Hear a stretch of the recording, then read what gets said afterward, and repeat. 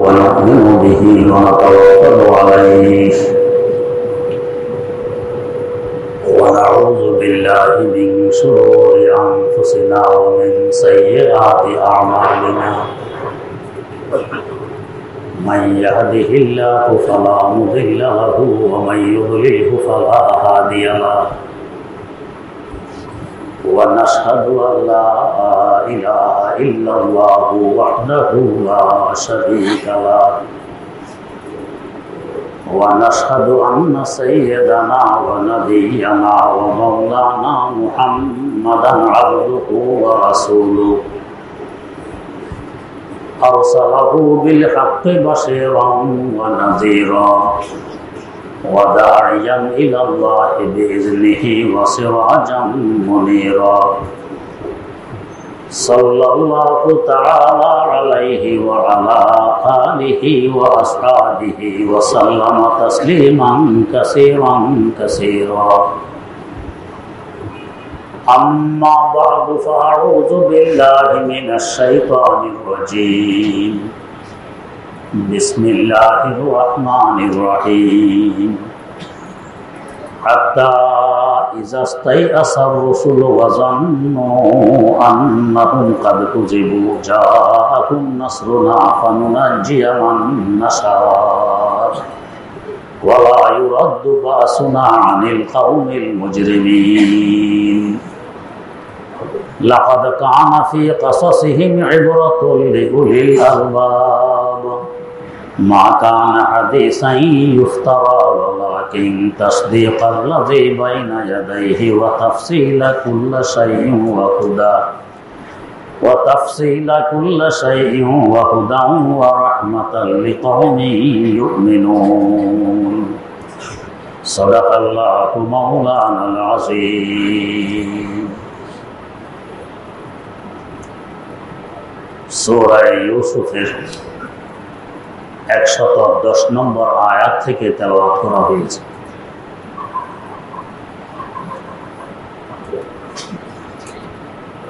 আল্লাহ রাব্বুল আলামিন কাফের, মুশরিক, নাস্তিক, মুরতাদ, দাহারি, নাইচারি এদের ব্যাপারে যে সমস্ত ওয়াদা পয়গম্বরদের সাথে করেছেন যে এদের উপরে শাস্তি আসবে আমার কথা না মানলে, পয়গম্বরগণ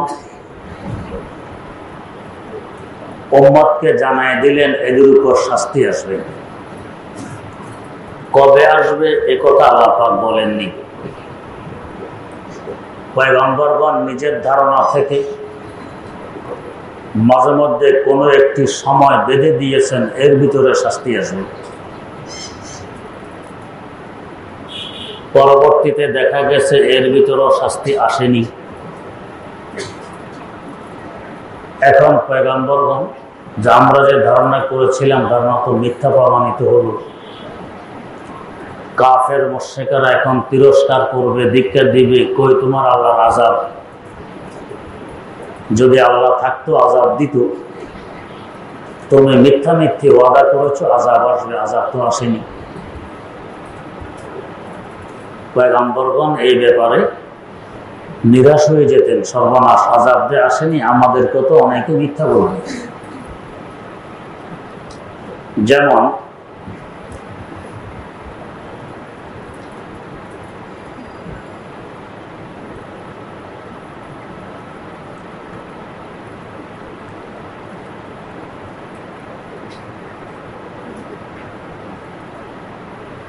পানিতে বসলেন কোন পয়গম্বর?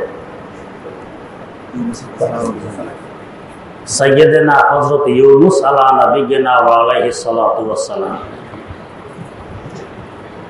উম্মতদেরকে শিরক বিদআত থেকে বিরত রাখার জন্য জান প্রাণ চেষ্টা করলেন, এরা ফিরল না।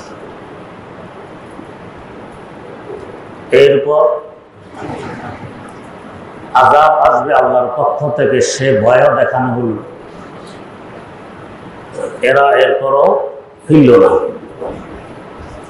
আগামীকাল থেকে আযাব আসবে।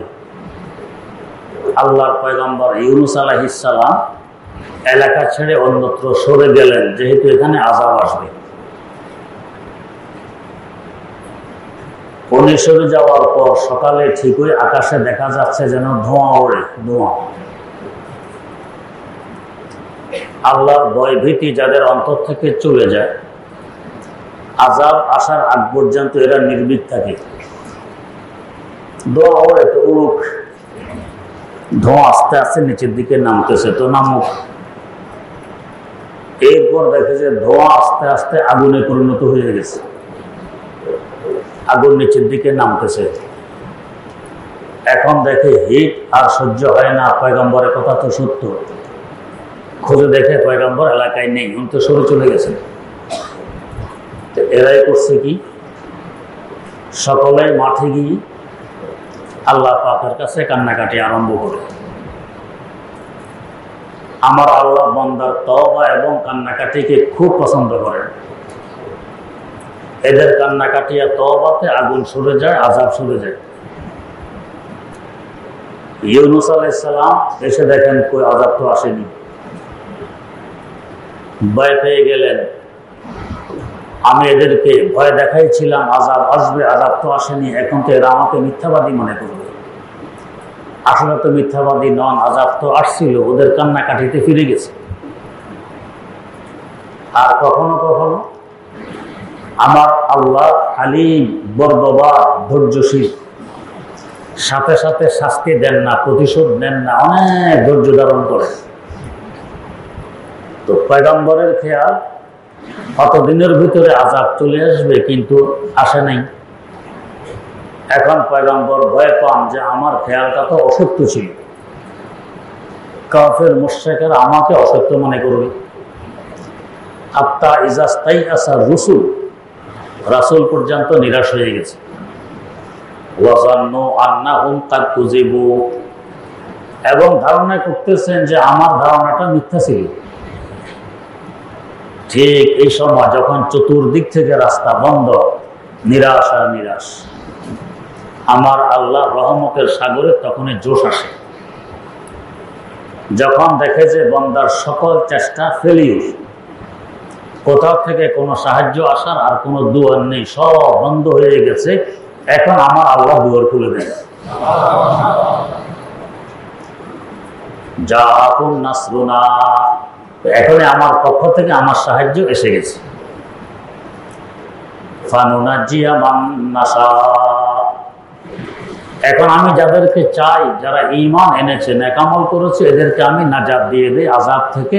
আর যারা কাফের, মুশরিক, নাস্তিক, মুরতাদ, দাহারি, নাইচারি ছিল, এদেরকে আযাবে ধ্বংস করে দিই। যেমন কওমে আদ, কওমে সামুদ, কওমে লূত, এদেরকে আল্লাহ পাক আযাব দিয়ে ধ্বংস করে দিয়েছেন। এভাবে ধ্বংস করে দিই। ওয়ালা ইউরাদ্দু বাসুনা আনিল কওমিল মুজরিমিন, অপরাধী সম্প্রদায় থেকে আমার আযাব তো সরাতে পারবে না, আসবে, আগে আসুক আর পরে আসুক, আসবে। পরে আসলে এদের দুঃসাহসিকতা বাড়ে, কই আযাব আসলে তো এতদিনে আসলো, আসলো না কেন? এতে করে আযাব আরো কঠিন হয়। লাকাদ কানা ফি কাসাসিহিম ইবরাতুল লিউলিল আলবাব,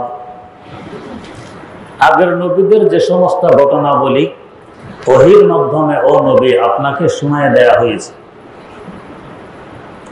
এই ধরনের ইতিহাসের মধ্যে যারা বুদ্ধি শুদ্ধি রাখে, জ্ঞানী, এদের জন্য অনেক শিক্ষণীয় বস্তু রয়ে গেছে। এরা এখান থেকে শিক্ষা গ্রহণ করে। যাদের বুঝবুদ্ধি নেই, এরা আগে যেই পরেও শিখ। তাদের বুঝবুদ্ধি আছে, আল্লাহ পাক বলেন উলুল আলবাব, বুদ্ধিওয়ালা। বুদ্ধিওয়ালাকে আমরা তো মনে করি যে যত বেশি ধোঁকা দিতে পারে বড় বুদ্ধিমান। তো কি সালাকের সালাক, অমুককে ধোঁকা দিয়ে এত টাকা নিয়ে আসছে, বুদ্ধিমান। এটা বোকামির পরিচয়, বুদ্ধির পরিচয় নয়। তো কে বুদ্ধিমান? আল্লাহ পাক আরেক আয়াতে বলতেছেন বুদ্ধিমান কে, বুদ্ধিমানের পরিচয় দিতেছেন। আল্লাযীনা ইয়াযকুরুনাল্লাহা কিয়ামান ওয়া qu'ুদান ওয়া আলা জুনুবিহিম ওয়া ইয়াতাফাক্কারুনা ফি খালকিস সামাওয়াতি ওয়াল আরদ রাব্বানা মা খালাকতা হাযা বাতিলা সুবহানাকা ফাকিনা আযাবান নার রব্বানা ইন্নাকা মান তুদখিলিন নার ফাকাদ আখযাইতাহু ওয়া মা লিয-যালিমিনা মিন আনসার রব্বানা ইন্নানা সামি'না মুনাদিয়ান ইউনাদি লিল ঈমানি আন আমিনু বিরাব্বিকুম ফাআমান্না রব্বানা ফাগফির লানা যুনুবানা ওয়া কাফির আন্না সাইয়্যাতিনা ওয়া তাওয়াফানা মা'আল আবরার রব্বানা ওয়া আতিনা মা ওয়া'আদতানা আলা রুসুলিকা ওয়া লা তুখজিনা ইয়াওমাল কিয়ামাহ ইন্নাকা লা তুখলিফুল মিয়াদ। এরা হলো বুদ্ধিমান। কি পরিচয় দিলেন? প্রথম নম্বর আল্লাযিনা ইয়াযকুরুনাল্লাহ, যারা আমার আল্লাহর জিকির করে। কখন করে, কিভাবে করে? কিয়ামান ওয়া কুউদান ওয়া আলা জুনুবিহিম, দাঁড়ানো অবস্থায় করে, বসা অবস্থায় করে, শোয়া অবস্থায় করে, মানে সবসময় যারা আমার আল্লাহর জিকির করে এরা বুদ্ধিমান। তো বুদ্ধিমানের প্রথম পরিচয় হলো আল্লাহর জিকির করা।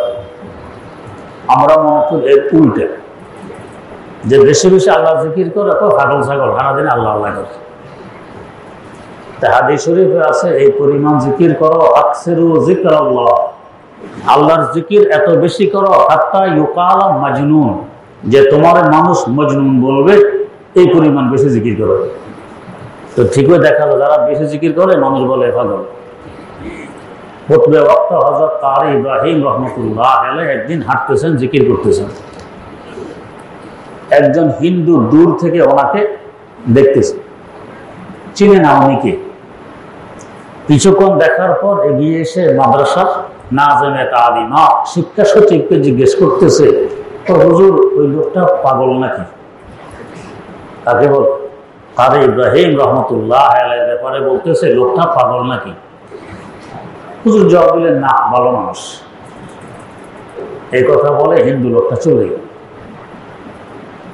কারি ইব্রাহিম রহমতুল্লাহ আলাইহি দেখছে ওই লোকটা ওনাকে যে আগে লক্ষ্য করতেছে আর এখন হুজুরের কাছে কি জিজ্ঞেস করছে। উনি এসে জানতে চাইলেন ওই হিন্দু লোকটা আপনাকে কি বলেছে। শরমের কথা বলেছে, আপনি পাগল নাকি, বলতে শরম লাগে? ওনা বলেন না কি বলেছে। শেষে বললো যে হুজুর বলেছে এই লোকটা পাগল নাকি। আলহামদুলিল্লাহ, ওই হাদিসের উপরে আজকে আমার আমল হয়ে গেছে। এত বেশি জিকির করো যে তোমাকে মানুষ পাগল বলবে, আলহামদুলিল্লাহ, এর উপরে আমার আমল হয়ে গেছে। তো বেশি জিকির করলে আমরা মনে করি পাগল, আর আমার আল্লাহ বলেন সে বুদ্ধিমান।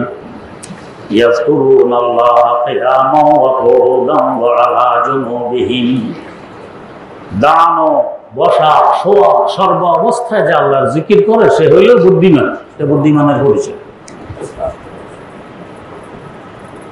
তো সারাদিন আল্লাহ আল্লাহ করলে প্রয়োজনীয় কথাবার্তা, কাজকর্ম, খাওয়া দাওয়া এটা করবো কখন? মুসলমানের 24 ঘন্টা জিকিরের ভিতরে কাটে, আল্লাহ আল্লাহ বলা লাগে না, এমনি কাটে। প্রয়োজনীয় কথা এটাও জিকিরে শামিল, দরকারি কথা জিকিরে শামিল। একবার দারুল দেওবন্দে ওস্তাদ কুতুবি পড়াইতেছেন, মান্তিকের কিতাব, তর্কশাস্ত্রের কিতাব, মান্তিক কুতুব। এই সময় সংবাদ আসলো এক বুজুর্গের ইন্তেকালের। ওস্তাদ বললেন, আজকে আমরা যে কুতুবি পড়লাম, পড়াইলাম, এই সওয়াবটা ওনাকে দিয়ে দিলেন। আমরা তো মনে করি কোরআন শরীফ পড়লে ইসালে সওয়াব হয়, অন্য কিতাবে ইসালে সওয়াব হয় না। ওস্তাদ তর্কশাস্ত্রের কিতাব পড়াই বললেন এটার সওয়াবটা ওনাকে দিয়ে দিলেন। এই তর্কশাস্ত্রের কিতাবও কেন পড়ি, কেন পড়ে? দিনের খাতিরে। দিনের বিরুদ্ধে কোনো আক্রমণ আসলে যাতে আমি তার দাঁত ভাঙা জবাব দিতে পারি, এই জন্য পড়ি। এটার সওয়াব। এগুলো সব জিকিরে শামিল। করতে জানলে মুসলমানের 24 ঘন্টা জিকিরে কাটে। 2 নম্বর গুণ কি বুদ্ধিমানের? ওয়ায়াতাফাক্কারুনা ফি খালকিস সামাওয়াতি ওয়াল আরদ, আকাশসমূহ এবং জমিন এবং এর বাসিন্দাকে নিয়ে চিন্তা ফিকির করে, কিভাবে এরা আসলো, কিভাবে সৃষ্টি হলো, এদের চিন্তা করতে করতে এক সময় সৃষ্টিকর্তা পর্যন্ত পৌঁছা যায়, সহজে তার বড়ত্ব বোঝা যায়। এগুলো নিয়ে যারা চিন্তা করে এরা হলো বুদ্ধিমান। আমরা এগুলো বাদ দিয়ে সৃষ্টিকর্তা নিয়ে চিন্তা শুরু করছি, হেরে বানাইল কে? যেটা আমাদের জ্ঞান বুদ্ধির ঊর্ধ্বে ওটা নিয়ে চিন্তা, যেটা জ্ঞান বুদ্ধির আওতাধীন এটা চিন্তা বাদ দিয়ে দিছি, উল্টা করি।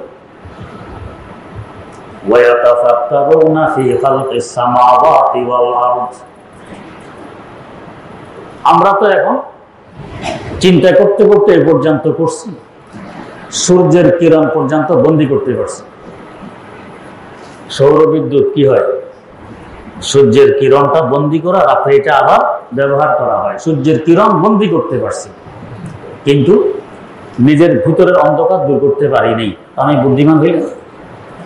डॉक्टर इकबाल मरहूम पे अफसोस করে বলেছেন, जिसने सूरज की शुआओं को गिरफ्तार किया, जिसने सूरज की शुआओं को गिरफ्तार किया, जिंदगी की शब तारीख को सहार कर न सका, जिंदगी की शब तारीख को सहार कर न सका। নিজের জীবনের অন্ধকার দূর করতে পারেনি। আমি বুদ্ধিমান হইলাম? যে নিজের সৃষ্টিকর্তাকে চিনে না, এর থেকে বড় বোকা দুনিয়াতে আর কে আছে? সৃষ্টিকর্তা চেনে। তো বুদ্ধিমানের দ্বিতীয় গুণ হইল মাখলুক নিয়ে চিন্তা ফিকির করে, সহজে খালেককে পেয়ে যায়। রব্বানা মা খালাকতা হাযা বাতিলা। 3 নম্বর পরিচয় কি বলে? আল্লাহ, আপনি এগুলো অনর্থক সৃষ্টি করেননি, সব প্রয়োজনে সৃষ্টি করছেন। সবকিছুর দরকারে করছেন, বিনা দরকারে সৃষ্টি করেননি। আমার আপনার হয়তো বুঝে আসে না কোনটা কি দরকারে, আসলে সব দরকার। একবার দেওবন এলাকায় মাছির উপদ্রব বেড়ে যায়, মাছি, শুধু মাছি, আরে সর্বনাশ। তখন মাদ্রাসার শাইখুল হাদিস ছিলেন হযরত আল্লামা ইয়াকুব নানুতুবি রাহিমাহুল্লাহ। জানে যে এনার দোয়া কবুল হয়। এসে বলছে, হুজুর মাছির উপদ্রব বেড়ে গেছে, থাকা জানা মাছির লেগে, দোয়া করেন যাতে আল্লাহ পাক মাছি সরাই নিয়ে যায়। দোয়া করছেন, আগামীকাল থেকে মাছি নেই, সব মাছি শেষ। এখন যেখানে যায় দুর্গন্ধ, দেখার কি দুর্গন্ধ হুজুর? শুধু দুর্গন্ধ, যেখানে যায় দুর্গন্ধ, কাঁচা যায়।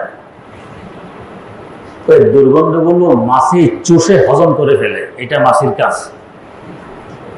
তাই যেখানে দুর্গন্ধ বেশি ওখানে মাছি বেশি, ডাস্টবিনে মাছি বেশি, পচা গান্দা বস্তুতে মাছি বেশি। কেন? দুর্গন্ধ। এই দুর্গন্ধগুলো মাছি চুষে হজম করে ফেলে, তার দুর্গন্ধ থাকে না। তো তোমরা তো বলছো দোয়া করতে মাছি যাতে আল্লাহ পাক সরাই নিয়ে যান, মাছি সরাই নিয়ে গেছে, এখন দুর্গন্ধ সম্ভব?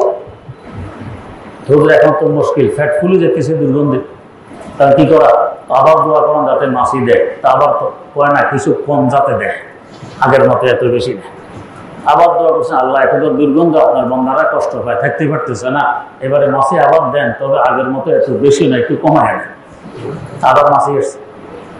আমরা তো দেখি মাছির কোনো উপকারিতা নাই, আমাকে এটা বম করে, ঘুমাইতে দেয় না, কত সমস্যা। কিন্তু দুর্গন্ধ চুষে নিয়ে যেতেছে মাছি, উপকারে আসতেছে। রব্বানা মা খালাকতা হাযা বাতিলা। আল্লাহ, কিছুই আপনি বেহুদা বেকার সৃষ্টি করেননি, সবকিছু প্রয়োজনে সৃষ্টি করছেন। 3 নম্বর গুণ জ্ঞানী। 4 নম্বর গুণ রব্বানা ইন্নাকা মান তুদখিলিন নার ফাকাদ আখযাইতা। আল্লাহ, যাকে আপনি জাহান্নামে ঢুকাবেন তাকে তো বড় বেইজ্জত করে দিলেন, এটাকে বেইজ্জত মনে করে জ্ঞানীর পরিচয়। তো জাহান্নামে গেছি, তারপরও এই টাকাটা ছাড়তে পারবো না, এই কাজটা ছাড়তে পারবো না, এই জুলুমটা ছাড়তে পারবো না, অপরাধটা ছাড়তে পারবো না, জাহান্নামে গেছে, এই সবচেয়ে বোকার পরিচয় দিল, সে বোকা। ইন্নাকা মান তুদখিলিন নার ফাকাদ আখযাইতা ওয়া মা লিয-যালিমিনা মিন আনসার।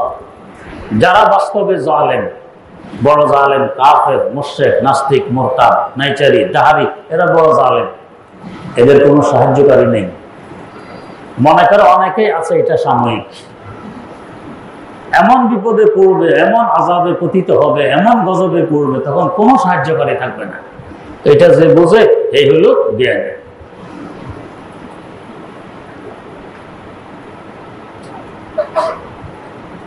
আল্লাহ রাব্বুল আলামিন এভাবে জ্ঞানের পরিচয় দিয়ে, রব্বানা ইন্নাকা মান তুদখিলিন নার ফাকাদ আখযাইতাহু ওয়া মা লিয-যালিমিনা মিন আনসার।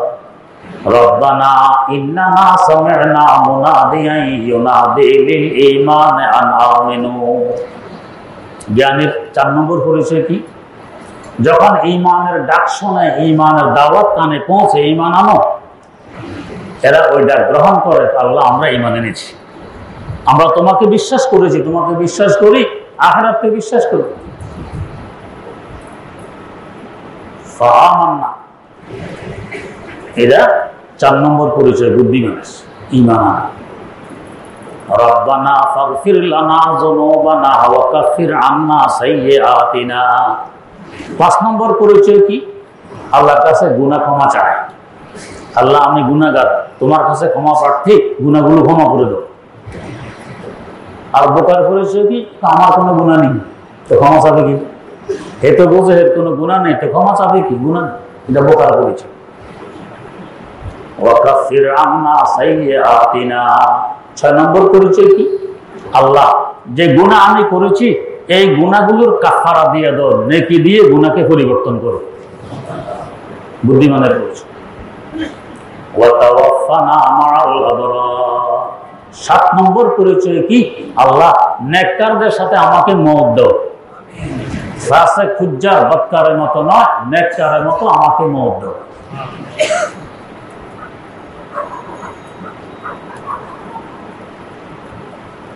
আল্লাহ রব্বানা ইন্নানা সামি'না মুনাদিয়ান ইউনাদি লিল ঈমান আন আমিনু বিরাব্বিকুম ফাআমান্না। রব্বানা ফাগফির লানা যুনুবানা ওয়া কাফির আন্না সাইয়্যাতিনা ওয়া তাওয়াফানা মা'আল আবরার। রব্বানা ওয়া আতিনা মা ওয়া'আদতানা আলা রুসুলিকা ওয়া লা তুখজিনা ইয়াওমাল কিয়ামাহ। 7 নম্বর আল্লাহ আপনার রাসূলদের মাধ্যমে যে ওয়াদাগুলো করেছেন, এগুলো আমাদেরকে দিয়ে দেন। সেটা কি? রহমত, রহমত দেন, বরকত দেন, ঈমান দেন, নেক আমল করার তৌফিক দেন, এগুলো সব আমাদেরকে দিয়ে দেন। ওয়া লা তুখজিনা ইয়াওমাল কিয়ামাহ। 8 নম্বর পরিচয় কি? আল্লাহ কিয়ামতের দিন আমাকে বেইজ্জত করেন না, কিয়ামতের দিবস আমাদেরকে বেইজ্জত করেন না। এই দোয়াগুলো যে করে সে হলো বুদ্ধিমান। তো কিয়ামত আবার কি?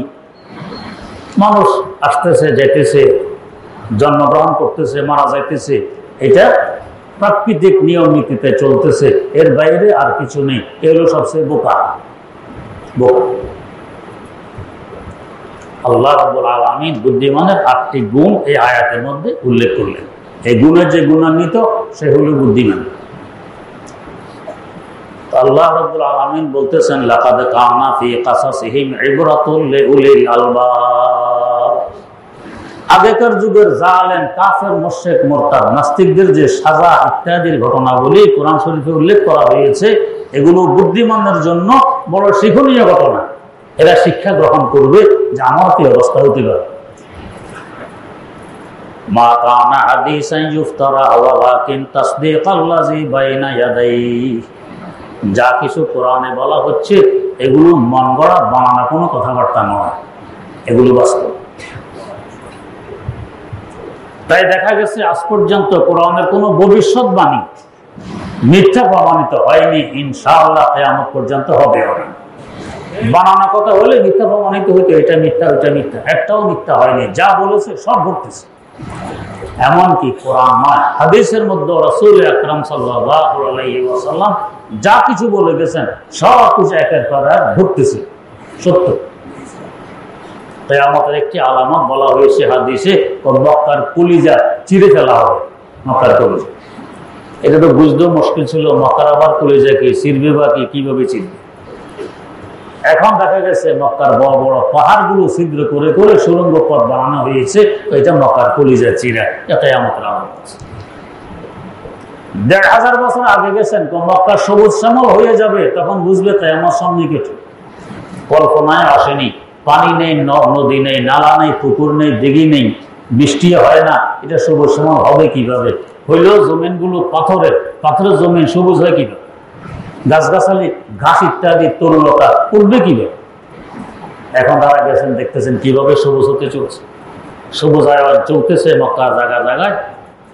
এখন জায়গা জায়গা দেখবেন সবুজ দেখা যায়। ১,৫০০ বছর আগে কল্পনা করা যায় নাই, ওই সময় হুজুর বলে গেছেন, এখন এটা প্রমাণ হচ্ছে সব সত্য। হুজুর বলে গেছেন, যখন দেখবে কাপড় পরিহিত অবস্থায় উলঙ্গ, বুঝবে তাই আমার সন্নিকটে। কাপড় পরবার উলঙ্গ হয় কিভাবে? আগে তো এক ব্যাখ্যা আমাদেরকে হাদিস পড়ানোর সময় ওস্তাদগণ বলতেন যে কাপড় হবে খুব পাতলা, বাইরে থেকে শরীরের গুপ্ত অঙ্গ দেখা যাবে, পাতলা কাপড় পরিধান করবে, এটা কাপড় পরা অবস্থায় থাকবে উলঙ্গ। আর এখন দেখছি নি কাপড় মোটো পাতলা নয়, এই জিন্সের প্যান্ট কি মোটা কাপড়ের কাপড়, কিন্তু এমন ভাবে এটাকে সিলাই করে সেই গেলে সেদিক দিয়ে অর্ধেক বেরিয়ে যায়, আলাদা ফুল। তো কাপড় পরা অবস্থায় তো উলঙ্গতে দেখা যায়, একটু উপর হলে কিছু দিয়ে দেখা যাইতেছে উলঙ্গ। নবীর কথা সত্য। কিয়ামতের আলামত বলে গেছেন, এক সময় আসবে ইচ্ছায় অনিচ্ছায় ধোঁয়া যেরকম নাক দিয়ে ঢোকে, সুদ এভাবে তোমাদের ভিতরে ঢুকবে। এখন আমরা দেখতেছি ইচ্ছা অনিচ্ছায় সুদ ভিতরে ঢুকতেছে, হারাম ভিতরে ঢুকতেছে। তাই আমাদের বেহায়াপনা এরকম বাড়বে, রাস্তাঘাটের মধ্যে পর্যন্ত মানুষ বেহায়াপনার কাজ করবে।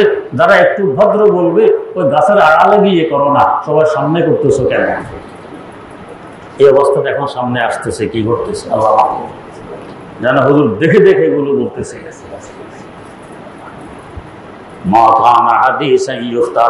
এগুলো বানানো কথা নয়, সব বাস্তব কথা, এক একটা করে প্রমাণিত হয়ে গেছে, সামনে হবে।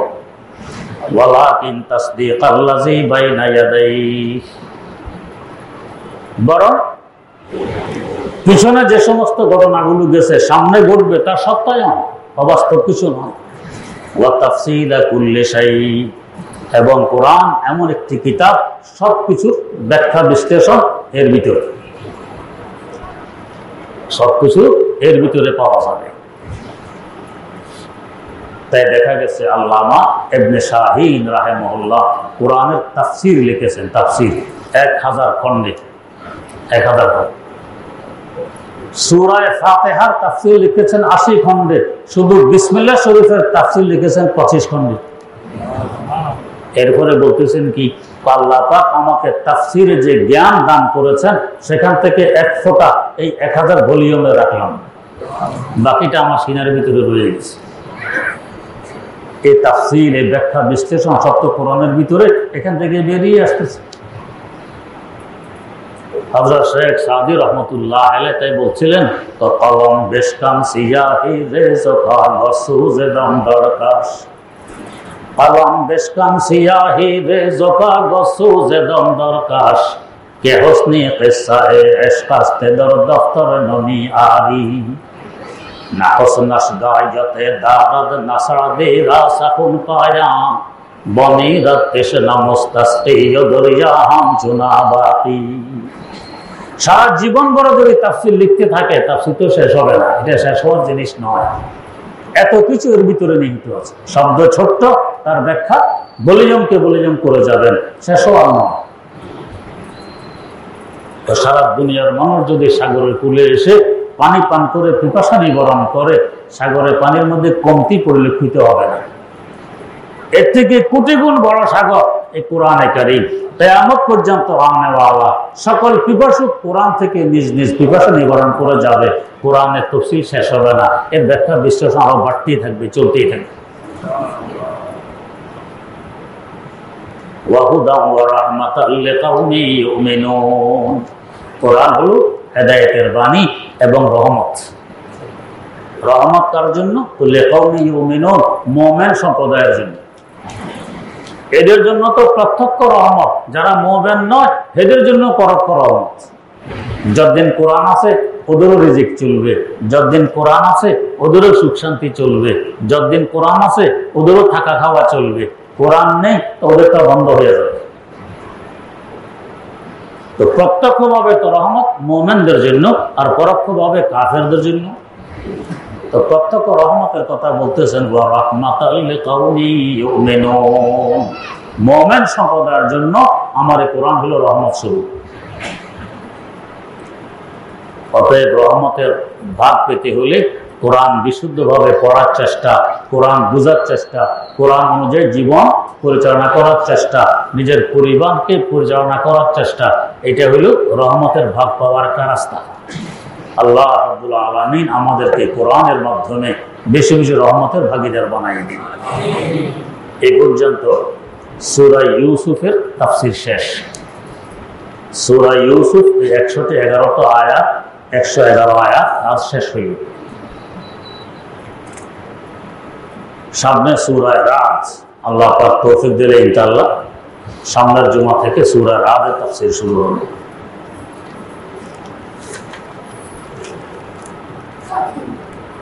প্রশ্ন, আমরা শুনেছি যে আসরের পরে কোরআন পড়ালেখা করা যায় না, এটা কতটুকু সঠিক? যে না, সঠিক নয়। কোরআন পড়া যায়, পড়ালেখা করা যায়, তবে যারা সারাদিন পড়ালেখায় ব্যস্ত থাকে তাদের ব্রেন ক্লান্ত হয়। আসরের পরে একটু বিশ্রাম দেওয়া চাই ব্রেনকে, একটু হাঁটাহুঁটা ঘুরাঘুরি করা, এটা ভালো। একটু সময় অবসর থাকা চাই। প্রত্যেক জিনিসে একটি সীমা আছে। সামনে কাজ করতে থাকবে, এরপরে এক জায়গায় স্টপ, দাঁড়াই যাবে, সামনে অগ্রগতি করবে। আপনার দেহকে যদি আপনি কাজে খাটান, কতক্ষণ পারবেন?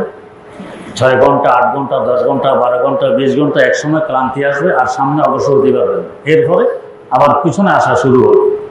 ব্রেনটা এরকম, খুব বেশি ব্রেনই পরিশ্রম করবেন, সামনে চলবে, এক সময় বন্ধ হয়ে যাবে, এরপরে পিছিয়ে আসা শুরু হবে। যেটা অর্জন করেছিলেন এটাও নষ্ট হয়ে যাবে। তাই আসার পরে একটু অবসর থাকা চাই। প্রশ্ন, বিদেশ থেকে যে কোনো ব্যাংকে 1 লক্ষ টাকা পাঠালে অতিরিক্ত আরো 2000 টাকা বেশি দেয়, এখন অতিরিক্ত 2000 টাকা নেওয়া কি বৈধ হবে? জি, বৈধ হবে, এটা সুদ নয়। প্রশ্ন, আমার স্বামী বিদেশ থাকে, প্রতি মাসে সংসারের খরচের জন্য তিনি টাকা পাঠান, সে টাকা থেকে বিভিন্ন জনকে দিতেও বলেন।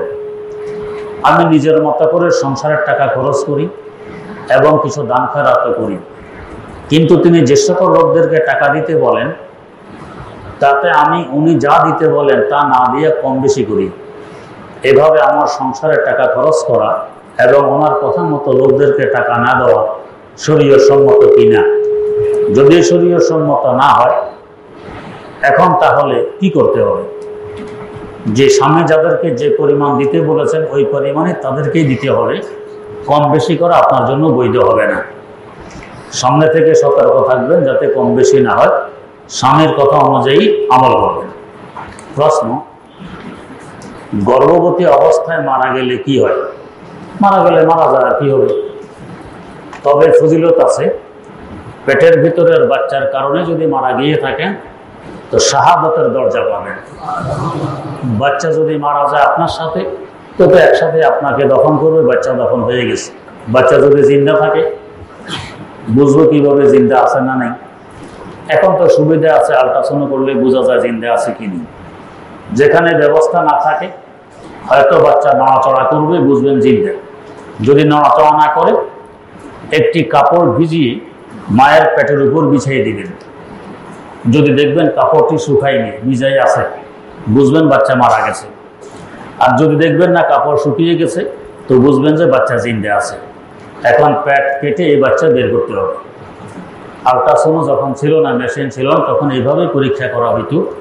কাপড় শুকিয়ে গেলে বাচ্চা জিন্দা, পেট কাটলে দেখা যেত বাচ্চা জিন্দা আছে। আর কাপড় না শুকালে ভিজা থাকলে বুঝবে মারা গেছে। প্রশ্ন, আমি আমার মামাতো বোনকে বিয়ে করেছি, এখনো আমার শ্বশুর ও শাশুড়িকে মামা ও মামি বলে ডাকি, এতে আমার গুনাহ হবে কি? যে না, গুনাহ হবে না। প্রশ্ন,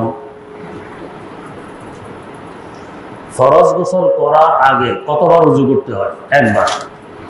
প্রশ্ন, খিমার নামক এক ধরনের বোরকা বের হয়েছে, এই বোরকা পরলে কি সম্পূর্ণ পর্দা আদায় হবে? এটা কিরকম আমার জানা নেই। প্রশ্ন, অনেকে বলে আমরা রাসূল সাল্লাল্লাহু আলাইহি ওয়াসাল্লামের গোলাম, এমন কথা কি বলা যাবে? জি যাবে। প্রশ্ন, যাদের আকীদায় সমস্যা আছে, যেমন আট্রসি, মাঝবান্ডারি, এদের দ্বারা তৈরিকৃত খাবার খাওয়া যাবে কি? যদি খাবারে কোনো হারাম মিশ্রিত না থাকে তো খাওয়া যাবে। প্রশ্ন, অনেক বক্তা বলে থাকেন মাওলানা হাফিজুর রহমান সিদ্দিকের ওয়াজ শোনা যাবে না, এই ব্যাপারে আপনার মতামত কি? আমার মতামত শোনা যাবে। প্রশ্ন, মহান রব্বুল আলামিন আপনাকে দীর্ঘ নেক হায়াত দান করুন, আমিন।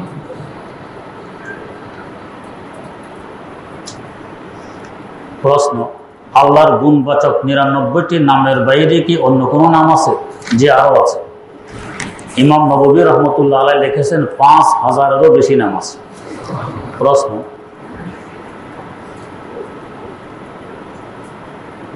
আপনার কাছে অনুরোধ, আপনার এই একটি প্রশ্নের উত্তর এই পারে আমার ৫জন বন্ধুকে সঠিক পথ দেখাতে। আপনার এই একটি প্রশ্নের উত্তরেই পারে আমার ৫০ জন বন্ধুকে সঠিক পথ দেখাতে। গত কয়েক মাস ধরে কয়েকজন ভাই আমাদের প্রায় ৫০ জন বন্ধুকে টার্গেট করে কোরআনের তাফসিরের জন্য তাফহিমুল কোরআন মাসালার জন্য মাসালা মাসাইল পড়াচ্ছে এবং একটি পাতায় কোরআন কত আয়াত পড়েছে, নামাজ কয় ওয়াক্ত পড়েছে, এগুলো লিখে রেখেছে। তারা একটি দলের পক্ষ থেকে দাওয়াতও দিচ্ছে। হুজুর, আপনার কাছে জানতে উপরের ভাইদের দাওয়াত গ্রহণ করা যাবে কিনা? কোরআনের জন্য সবচেয়ে নির্ভরযোগ্য এবং সহজ তাফসির বর্তমানে মারিফুল কোরআন, এটা বলবেন। প্রশ্ন, তাশাহুদের সময় হাত তোলার পদ্ধতি কয়টি ও কি কি? তাশাহুদের সময় হাত মোটেও তোলা নেই। পদ্ধতি আসবে থেকে তুলবেন শাহাদাত আঙ্গুল। শাহাদাত আঙ্গুল তোলার পদ্ধতি একটি হলো হাত বরাবর রেখেই আঙ্গুল তুলবেন আবার নামাবেন। আর একটি হলো ৫৩ সূরতে, যেমন তর্জনী এবং মধ্যম আঙ্গুলির গোড়া যে একটা দাগ আছে তার পরের দাগটা হাতের তালুর মধ্যখানের পরের দাগে বৃদ্ধাঙ্গুলির মাথা লাগাইলে এটাকে বলে ৫০। এরপরে অনামিকা, মধ্যমা এবং কনিষ্ঠা ৩ আঙ্গুলকে তালুর মধ্যখানে লাগাইলে হয় ৩। আগে হলো ৫০, পরে হলো ৩, এ হলো ৫৩। হাতের তালুর মধ্যখানে একটি আঁক আছে তর্জনীর গোড়া আরো নিচে। এই আঁকের মধ্যে বৃদ্ধাঙ্গুলির মাথা লাগাইলে ৫০ হয়। এরপরে কনিষ্ঠা, অনামিকা, মধ্যমাকে হাতের তালুর মধ্যখানে লাগাইলে ৩ হয়। আগের ৫০-এ ৩, এ হলো ৫৩। এভাবে করে আঙ্গুল তুলবে আবার নামাবে। আরেক সুরত হইল মধ্যমা এবং বৃদ্ধাঙ্গুলি দিয়ে হলকা বানাবেন, বৃত্ত বানাবেন। কনিষ্ঠা, অনামিকাকে হাতের তালুর সাথে লাগাই দিবেন, অটোমেটিক শাহাদাত বাদ থাকবে, এটাকে তুলবেন। আশহাদু আল্লাহ সময় তুলবেন, ইল্লার সময় নামাবেন। এর মধ্যে শেষ যে পদ্ধতি বলেছি এটাই হলো সবচেয়ে বেশি অগ্রাধিকারযোগ্য পদ্ধতি। প্রশ্ন, বর্তমান করোনা ভাইরাসে যে টিকা বের হয়েছে এবং অনেক মানুষ দিচ্ছে, এই টিকা দেওয়া জায়েজ আছে কি? যে জায়েজ আছে। প্রশ্ন, শুনেছি যে ছেলেদের জন্য সিল্কের কাপড় পরিধান করা হারাম, কথাটি কতটুকু সত্য? যদি ঠিক ওই রেশমি পোকা থেকে যে সুতা বের হয় ওটা দিয়েই কাপড় বোনানো হয় তাহলে এই কাপড় পরিধান করা হারাম, ঠিকই আছে। হ্যাঁ, আর যদি বানা হয় সিল্কের আর টানা হয় অন্য কোনো সুতার, তো তাহলেও পরিধান করতে পারবেন না। আর যদি বানা হয় সিল্কের, টানা হয় অন্য সুতার, এটা তো বলে গেলে পারবেন না। আর যদি বানা অন্য সুতার হয় আর টানা সিল্কের হয় তাহলে পারবেন। প্রশ্ন, লাল এবং কুসুর রঙের কাপড় পরা কি জায়েজ? পুরুষের জন্য মাকরুহে তাহরিম। প্রশ্ন, এক বক্তার কাছে শুনেছি যে শবে মেরাজের রাত্রে ইবাদত করা বেদাত, কথাটা কি সঠিক? এই রাত্রে নির্দিষ্ট ইবাদত আছে বা এই রাত্রে ইবাদত সুন্নত, এভাবে আকীদা রেখে এই নিয়ত করে ইবাদত করলে ঠিকই বেদাত হবে। এই রাত্রে নির্দিষ্ট কোনো ইবাদত নেই। প্রশ্ন, মাওলানা শব্দটি কি মানুষের সাথে ব্যবহার করা যায়? জি যায়। আল্লাহ নিজেও করছেন। আল্লাহ পাক করছেন মুমিনদের মাওলানা কে? মুমিনদের মাওলা জিবরাইল আলাইহিস সালাম ওয়া সালিহুল মুমিনিন, নেককার মুমিনরা মুমিনদের মাওলা। আর মাওলা না মানে আমাদের মাওলা, আমাদের বন্ধু। প্রশ্ন, হাফাতা জামা কাপড় পরে কি নামাজ হবে? নামাজ হবে, তবে এটা অনুত্তম কাজ হবে। প্রশ্ন, ইমাম যদি নামাজের মধ্যে ভুল করে তাহলে পেছনের লোকগুলো আল্লাহু আকবর বলে তাকবীর দিবে নাকি সুবহানাল্লাহ বলে? সুবহানাল্লাহ বলে দিবে, আল্লাহু আকবর নয়। প্রশ্ন, ঋণ পরিশোধের জন্য যাকাত দেওয়া যাবে? জি যাবে, যদি যাকাত হওয়ার উপযোগী হয়। ঋণ আছে 1 কোটি টাকা আর আমি মালিক আছি 10 কোটি টাকা, এই ঋণ পরিশোধের জন্য তো যাকাত দিতে পারবো না, যেহেতু আমি যাকাত খাওয়ার উপযোগী নই। প্রশ্ন, সূরা ইয়াসিন প্রত্যেকদিন তেলাওয়াত করলে বিশেষ কোনো ফজিলত আছে কি? জি আছে। প্রশ্ন, আমার মা অসুস্থ, এই অবস্থা আমি হুজুরের বয়ান শুনতে আসবো নাকি মায়ের সেবা করব? মায়ের সেবা করবেন। প্রশ্ন, জুয়ারিরা এবং মদ্যপানকারীরা যদি তাদের ভুল বুঝে এবং আল্লাহর কাছে ক্ষমা চায় তাহলে আল্লাহ কি তাদের মাফ করে দিবেন? ইনশাআল্লাহ মাফ করে দিবেন। প্রশ্ন, জান্নাতি কোনো বন্ধুর সুপারিশে তার জাহান্নামী বন্ধুকে আল্লাহ তাআলা জান্নাত দান করবেন কিনা? আমরা হাদিসে এমনটা শুনেছি, এটা সত্য কিনা? আল্লাহ পাকের ক্ষমতা আছে, সুপারিশে নাজাত দিতে পারেন।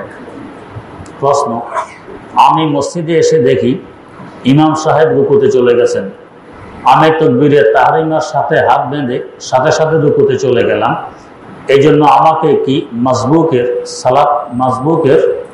সালাত করতে হবে? রুকু পেয়ে গেলে আপনি মাসবুক হননি, পুরা নামাজ পেয়ে গেছেন। প্রশ্ন, কি আমল করলে গুনাহ থেকে বাঁচা যায়? সাহস করে গুনাহ থেকে বাঁচলে গুনাহ থেকে বাঁচা যায়। প্রশ্ন, দাবা, লুডু, তারপরে ক্যারাম বোর্ড, এগুলো খেলা কি হারাম? কোনো কোনো ক্ষেত্রে হারাম। খেলার নিশা একবার পেয়ে বসলে নামাজ কালামও ভুলে যায়, খেলা নিয়ে ব্যস্ত থাকে। এরপর আবার বাজি ধরে খেলে, যে হারবে সে টাকা দেবে, এটাও হারাম। প্রশ্ন, আমি দিন রাত মিলে অনুমানিক 9-10 ঘন্টা ঘুমাই, আমি অল্প ঘুমানোর চেষ্টা করি কিন্তু পারি না, এমন কিছু আমল বলে দিই যা আমাকে অতিরিক্ত ঘুম থেকে বিরত রাখবে। এমন কোনো আমল নেই। প্রশ্ন, চিত হয়ে শোয়া কি সুন্নত পরিপন্থী? যে সুন্নত পরিপন্থী। প্রশ্ন, রাতে আমার সহজে ঘুম আসে না, এই জন্য আমি কি আমল করতে পারি? সকাল সকাল ঘুমিয়ে যাবেন, তাড়াতাড়ি। দেরিতে ঘুমালে আস্তে আস্তে ঘুম পিছিয়ে নামতে থাকবে, ঘরে ঘুম আসবে না। এরপরে চোখ বন্ধ করে চিন্তা করবেন আমি বড় আরামে জান্নাতুল ফেরদাউসে ঘুমিয়ে আছি, ইনশাআল্লাহ তাড়াতাড়ি ঘুম চলে আসবে। প্রশ্ন, আমি গোলাম মোস্তফার লেখা একটা বই বিশ্বনবীতে পড়েছি, মহানবী সাল্লাল্লাহু আলাইহি ওয়াসাল্লাম নাকি বোরাকে আরোহণ করে মেরাজে গিয়েছিলেন, কথাটা কি সত্য? জি সত্য। প্রশ্ন, ফরজ গোসল করার সময় কি 3 বারের গড়গড়া সহ কুলি করতে হবে? জি না, 1 বার গড়গড়া করলে চলবে। প্রশ্ন, ফরজ গোসল করার সময় যদি ফরজ গোসলের নিয়ত না করি তাহলে কি আমার ফরজ গোসল আদায় হবে? জি আদায় হবে। প্রশ্ন, বাথরুমের চাপে যদি নামাজ ছেড়ে দেয় তাহলে পরে কি কাজা নিয়ত আদায় করতে হবে? ওয়াক্তের ভিতরে করলে কাজা লাগবে না, ওয়াক্ত পার হয়ে গেলে কাজা হবে। প্রশ্ন, নামাজে সূরা ফাতিহা পড়ার আগে বলে সুবহানাল্লাহ, আলহামদুলিল্লাহ ইত্যাদি পড়ে ফেলেছি, আমাকে সেজদা সহ দিতে হবে? জি না, দিতে হবে না। তবে দ্বিতীয় রাকাতে যদি পড়ে তাহলে দিতে হবে, প্রথম রাকাতে পড়লে দিতে হবে না। প্রশ্ন, নামাজে সূরা ফাতিহা পড়ার আগে বলে তাশাহুদ বা দুরূদ শরীফ পড়লে সহজে দিতে হয় না, এটা কি সব রাকাতের জন্য? জি না, শুধু প্রথম রাকাতের জন্য। প্রশ্ন, রোজার কাফারা আদায় করার সময় যদি রমজান মাস চলে আসে বা কোরবানি ঈদ চলে আসে তাহলে এখন কি করব? এটা বাদ দিয়ে সামনে আবার কাফারা শুরু করবেন। প্রশ্ন, বিদেশ থেকে যেসব পণ্য বাংলাদেশের সরকারকে ভ্যাট ট্যাক্স ফাঁকি দিয়ে বাংলাদেশে আসে সেসব পণ্য কি হারাম? না, হারাম নয়। প্রশ্ন, হযরত আদম আলাইহিস সালাম ও হাওয়া আলাইহিস সালামের বিবাহের পর আল্লাহ তাআলা মুহাম্মদ সাল্লাল্লাহু আলাইহি সাল্লাম ও মেরাজের উপর 10 বার দুরূদ পড়া হয়েছিল, ইহা সঠিক কিনা? জি না, সঠিক নয়। প্রশ্ন, ইয়া নবী সালামু আলাইকা, ইয়া রাসূল সালামু আলাইকা, এই দুরূদের উৎপত্তি কিভাবে হলো? এটি হাদিসে বর্ণিত কোনো দুরূদ নয়। আমাদের বাংলাদেশের বাসিন্দা সুফি আহসানুল্লাহ নামক এক ব্যক্তি, চিটাগাং কর্ণফুলী নদীর দক্ষিণ পাড়ে ওনার বাড়ি, উনি লিখেছেন, এটা ওনার আবিষ্কৃত, আনুমানিক 100 বছর আগে। প্রশ্ন, কবরস্থানের খালি জায়গায় সরিষার চাষ করা এবং কাঠ গাছ লাগানো যাবে কিনা? জি যাবে। প্রশ্ন, স্বামী যদি বিচারে অনেক মানুষের সামনে তার বউকে বলে যে আমি তোর সাথে সংসার করব না, এই বলে যদি কাগজে সই করে, তাহলে কি তালাক হয়ে যায়? তালাকে নিয়তে করলে হবে, না করলে হবে না। প্রশ্ন, 4 সাথীর তালিম করা জায়েজ কিনা? জি না, বৈধ নয়। প্রশ্ন, নামাজের জন্য কোন সময় আউযুবিল্লাহ পড়তে হয় এবং বিসমিল্লাহ পড়তে হয়? প্রথম যখন সূরা ফাতিহা পড়বেন প্রথম রাকাতে, তখন আউযুবিল্লাহ বিসমিল্লাহ পড়বেন, আর বাকি অন্যান্য রাকাতে শুধু বিসমিল্লাহ পড়বেন। প্রশ্ন, কেউ যদি বিতরের নামাজে ভুলে দোয়া কুনুত পড়তে ভুলে গিয়ে রুকু করে ফেলে, তারপর নামাজ শেষ করে সাহু সিজদা করে নেয়, তাহলে নামাজ হবে? জি হবে। প্রশ্ন, আত্মশুদ্ধি কি ফরজ? জি ফরজ। প্রশ্ন, বর্তমান তাবলীগের মাধ্যমে কি আত্মশুদ্ধি করা সম্ভব? জি না। আত্মশুদ্ধি এটা ভিন্ন আরেকটা বিষয়, এটার জন্য ভিন্ন রাস্তা। তাবলীগ হলো দাওয়াতের রাস্তা, আত্মশুদ্ধির নয়। প্রশ্ন, যদি কোনো ব্যক্তি রসিকতা করে কাউকে কাদিয়ানী বা বেদাতি বলা হয়, অথচ লোকটি কাদিয়ানী বা বেদাতি নয়, তাহলে কি গুনাহ হবে? জি গুনাহ হবে। প্রশ্ন, আমার স্ত্রীর সাথে ঝগড়ার এক পর্যায়ে আমাকে তালাক দিতে বাধ্য করে, আর আমিও 3 তালাক বায়েন সহ দিয়েছি, 1.5 মাস যাবৎ ভিন্ন আছি, এখন কি বলে? কেউ বলে 1 তালাক হয়েছে, কেউ বলে 3। আমার স্ত্রী হায়েজ হালাতে ছিল, এমত অবস্থা আমার সুন্দর সমাধান আপনার কাছে কামনা করি। একজনকে আপনি 3 টাকা দিয়েছেন, তোমাকে 3 টাকা দিলেন, এখন যদি এক ব্যক্তি বলে না 1 টাকা দিছ, এটা সত্য না মিথ্যা? মিথ্যা না। তো দিচ্ছেন 3 তালাক, হয়েছে 1 তালাক, এটা মিথ্যা কথা হইল না, এটা বৈধ। যদি এমনই হয়, এই ধরনের ফতুয়া যারা দেয়, তাদের মাঝে মাঝে হোটেল আছে, দেখবেন তাদের হোটেলে গিয়ে বালা করে খাইয়ে দেয়, দিবেন 1 টাকা, যে ব্যাপার কি, ও 3 টাকার খানা খাইছে, 1 টাকা দিলে তো হয় 1 টাকা, 1 টাকা দিয়ে আসবে। অথবা তাদের কাছে কোনো কিছু, তাদের থেকে কোনো কিছু খরিদ করবেন, 3 টাকা দিবেন 1 টাকা। প্রশ্ন, আমার জানার বিষয় হল তাফসির চলা অবস্থায় কোরআন তেলাওয়াত করা, নামাজ পড়া অথবা সূরা ওয়াকিয়া পড়া যাবে কি? অনুত্তম কাজ হবে। প্রশ্ন, মাথা কিভাবে মাসাই করতে হয় অনুগ্রহপূর্বক আপনি যদি একটু দেখিয়ে দিতেন। 2 পদ্ধতি আছে। এক পদ্ধতি, উভয় হাতের আঙ্গুলের মাথা মিলিয়ে মাথার সামনে রাখবেন, আঙ্গুল তালু সব সহকারে একসাথে টেনে পিছনে ঘাড় পর্যন্ত নিয়ে যাবেন, এই। আরেক পদ্ধতি হলো মাথার 2 হাতের আঙ্গুলগুলো মাথা মিলিয়ে শুধু আঙ্গুল মাথার তালুর উপরে রেখে টেনে পিছনের দিকে নিবেন, এরপরে হাতের তালু মাথার 2 পাশে রেখে সামনের দিকে টেনে আনবেন। এই 2 পদ্ধতিতে করা যায়। প্রশ্ন,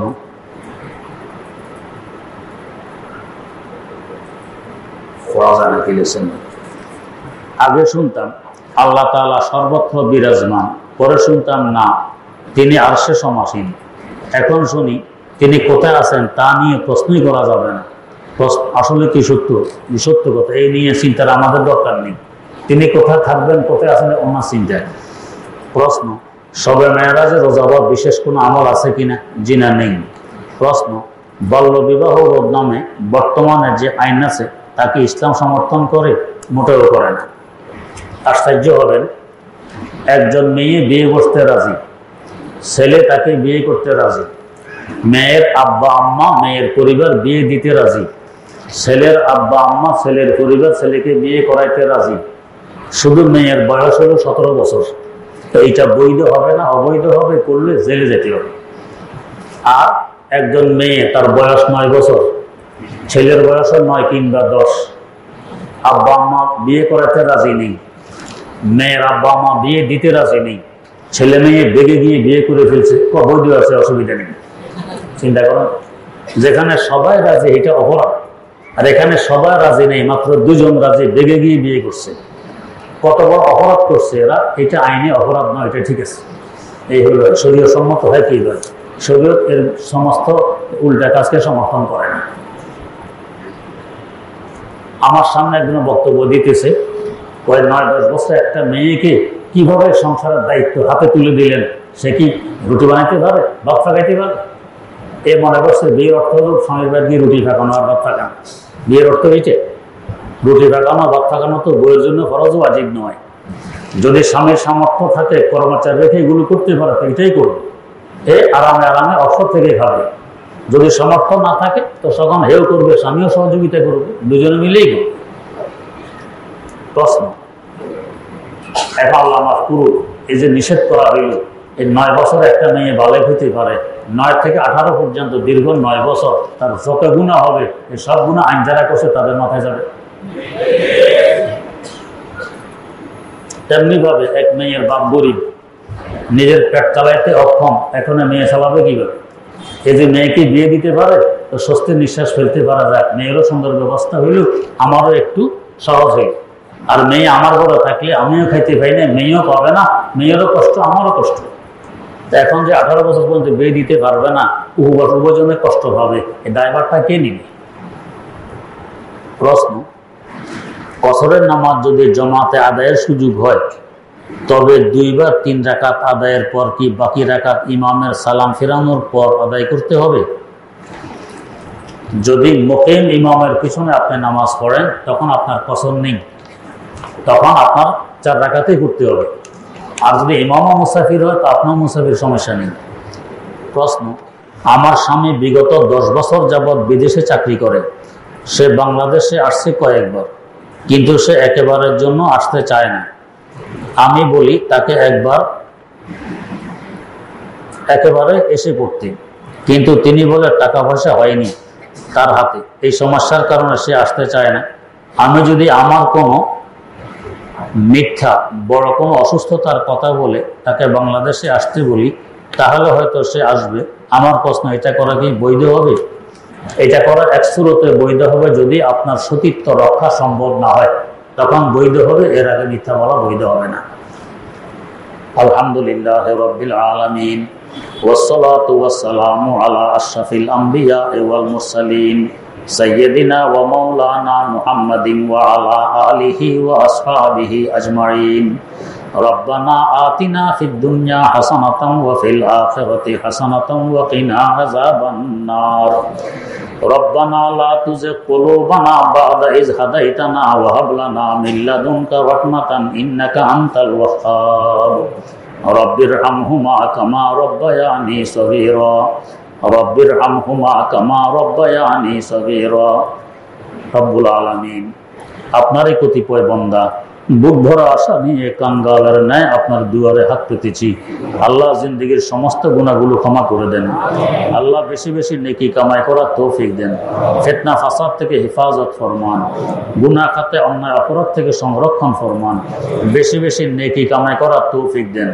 আল্লাহ দুনিয়া ও আখিরাতে উজ্জ্বলময় জিন্দেগি নসিব করুন। যাদের আর্থিক সমস্যা আছে, সমস্যা দূর করে দেন। যে যত বিপদে আছে, সকল বিপদ থেকে সকল মুসলমানকে উদ্ধার করে দেন। আল্লাহ করুণা সহকারে সকল মহামারী মুসলিম জাহান থেকে দূরে সরাই নিয়ে যান। প্রত্যেকটি মুসলমানকে হেফাজত ফরমান। আয় আল্লাহ, মেহেরবানি করে বিনা হিসাবে জান্নাতুল ফেরদাউসের মালিক বানিয়ে দেন।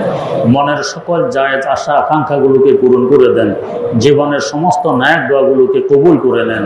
সুবহানা রাব্বিকা রাব্বিল ইজ্জাতি আম্মা ইয়াসিফুন ওয়া সালামুন আলাল মুরসালিন ওয়ালহামদুলিল্লাহি রাব্বিল আলামিন।